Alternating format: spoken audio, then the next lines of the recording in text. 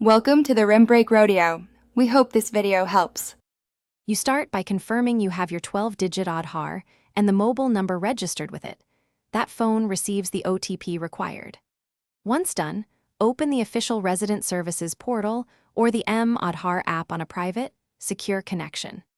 Make sure the device's date/time is correct and notifications/SMS permissions are enabled so the OTP arrives. Do not use someone else's phone. Begin the unlock process immediately after OTP access is confirmed to avoid timeouts. Now you authenticate. Choose the biometric lock/unlock option and select Unlock. Enter your 12-digit Aadhar, request the OTP and type it exactly as received. The OTP window is short, so act promptly. After OTP verification, the portal will ask you to confirm the unlock request, verify the masked mobile and consent, then submit. The system returns a success confirmation and a reference ID. Note it. This completes the server-side change.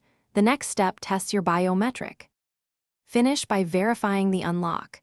Use an eKYC terminal or UID-enabled device and do a fingerprint check. The device should accept the biometric once the unlock is active.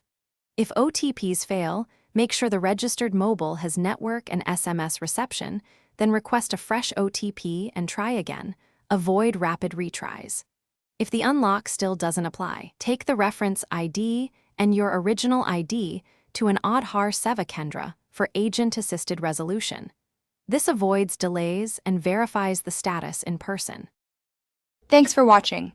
Consider subscribing if we helped you.